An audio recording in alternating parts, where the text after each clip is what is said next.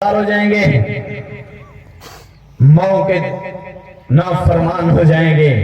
ये वो दौर चल रहा है। नौजवान घर आता है और रात को बीवी के लिए सामान लेकर खाने का, तो पहले अपनी बीवी के रूम में जाता है, माँ के पास नहीं जाता, माँ से इधर उधर होता है और कहता है मेरी माँ मेरी सवाने नाल ठीक नहीं रांधी। घर की बड़ी बहू को न समझाए तो कौन सा। पिछले दिनों मुझे एक सुलह के लिए मेरे अपने करीबी रिश्तेदार थे, सास और बहू की लड़ाई थी, तो वो मुझे लेके चले गए।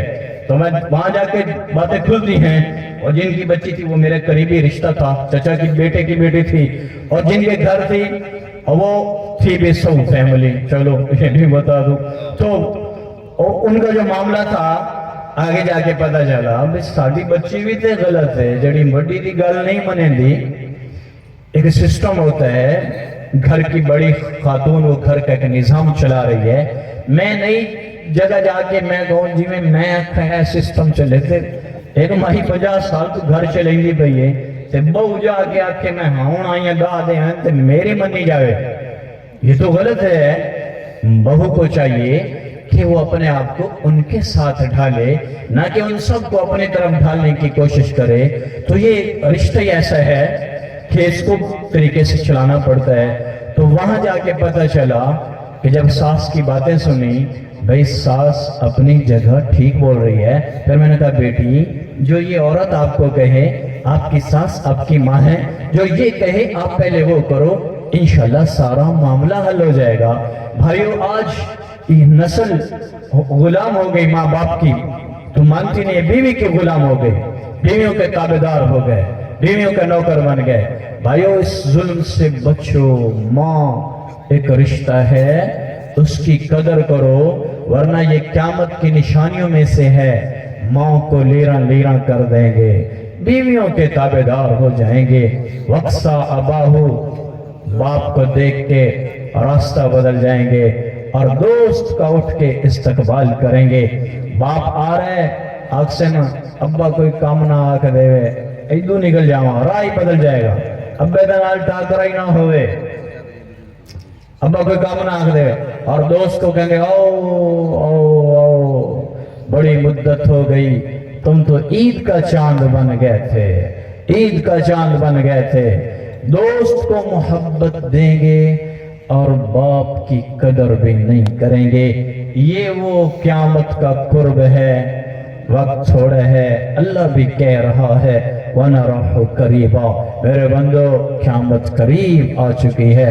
तुम कहते हो बहुत दूर, इन्नहुम यरौनहा बईदा, बहुत दूर। मैं कह रहा हूँ क़यामत सर पे आ चुकी है। भाइयों, अल्लाह का वास्ता है, कुरान पुकार पुकार के कह रहे फला तकुल लहुमा उफ वला तनहरहुमा वकुल लहुमा कौलन करीमा। और माँ बाप के लिए उफ भी न करो, जनाहज़ुल्ल, सारे पर माँ बाप के सामने बिछा दो। उड़ान के जितने पर हैं कि तुम बुलंदी पे हो और उकाब शहीन बन चुके हो, तुम्हें सारी चीजें नीचे नजर आती हैं, तो अपने ये पर आजिज कर लो, समेट लो, झुक जाओ, अंदर आजिज बन के आ जाओ। जनाहज़ुल्ल, सारे पर बिछा दो, आजिज बन जाओ। शिकारी जब शिकार करता है तो परिंदे को जब शरा लगता है, आज के हिसाब से तीर वाला दौर तक चला गया, कारतूस का शरा या छोटी गन का शरा, तो परिंदे को जब गिरता है तो पर खोल के सिर सट देता है, मैं तेरे पैर हैं, जो मर्जी कर। हद नहीं पहुंचा, सुलेमान अलैहिस्सलाम ने सबको बुलाया, तो उसको खबर हुई कि सुलेमान अलैहिस्सलाम आज गुस्से में हैं। वो जब आया है तो पाँव में गिर गया और सारे पर खोल के ऐसे गर्दन फेंक दी। वो सुलेमान अलैहिस्सलाम से कह रहा था कि आज मैं आपके कदमों में हूँ, गुस्सा ठंडा करवाने के लिए मैं आपके कदमों में हूँ, आप जो मर्जी करें, आप जो मर्जी करें। कुरान उन्हीं अल्फाज के नक्शे को बयान करता है, जनाहज़ुल्ल, तो तुम्हारे पास जिम्मेदारा का पर है, माँ बाप के सामने बिछा दो। हुस्न का पर है, माँ बाप के सामने बिछा दो। जवानी और ताकत का पर है, माँ बाप के सामने बिछा दो। शोहरत के पर हैं, माँ बाप के सामने बिछा दो। पैसे के पर हैं, माँ बाप के सामने बिछा दो। डॉलर पाउंड के पर हैं, माँ बाप के सामने बिछा दो। और आगे पीछे प्रोटोकॉल के पर हैं, माँ बाप के सामने बिछा दो। आजिज़ बन जाओ और उफ भी ना करो। उफ का तर्जुमा तो है कोई नहीं, लेकिन मैं आपको समझाता हूं। इतना करना, सर मारना। कुरान कहता है सर भी ना मारो, झुक जाओ, आजिज़ बन जाओ।